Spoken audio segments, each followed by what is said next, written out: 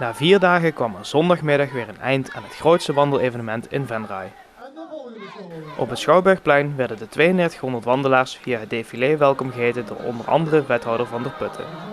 Hoewel op de finishstreep gelukkig het zonnetje doorbrak, moesten de wandelaars op de route er naartoe toch wat regen trotseren. Ja, dat is super jammer. We hebben 3 dagen fantastisch weer gehad, fantastisch wandelweer. Niet te warm, niet te koud, lekker zonnetje. En dat het nou net op dit moment moet regenen is gewoon jammer.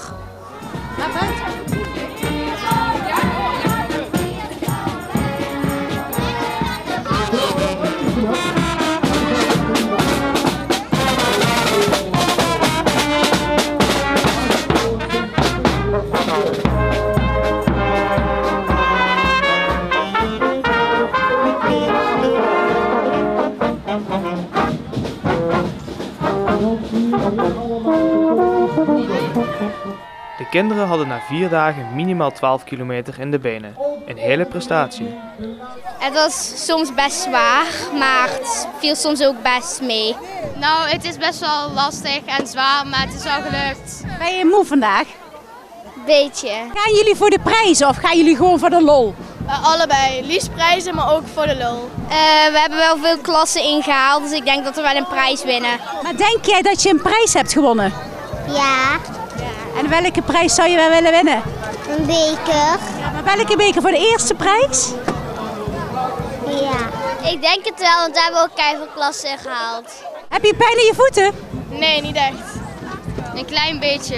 Pijn aan de keel, geen stem meer. Maar heb je niet pijn in je voeten? Jawel, heel erg. Was heel pittig, 15 kilometer, 4 dagen lang. Wat heb je allemaal al gekregen? Een knuffelmedaille en snoepje. Zo, dat heb je wel geboft zeg. En wat heb jij allemaal gekregen? Ik heb fluitjes gekregen en ik heb een snoepketting en ook nog lollies.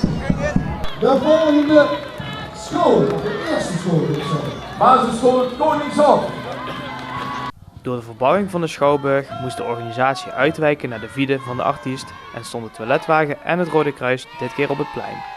Tot problemen leidde dit niet en zodoende blikt voorzitter Thiele terug op een wederom geslaagde editie. Ja, we hebben natuurlijk ook fantastisch kunnen wandelen in dat mooie weer. En het was een waar feest voor alle wandelaars, dat klopt. Als nieuw element had de avondvierdaagse dit jaar de publiekslieveling ingevoerd. Deze rol werd met glans door Teun vervuld. Met zijn 2,5 jaar was hij de jongste deelnemer. 4 dagen lang wandelde hij meer dan zijn leeftijd in kilometers.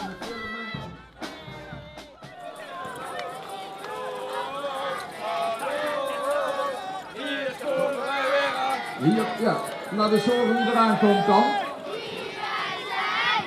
Trouwens, als ik hier al die kinderen zie, dan denk ik dat we verder toch nog wat huizen bij moeten bouwen. Dus Martijn, misschien een idee om dat weer het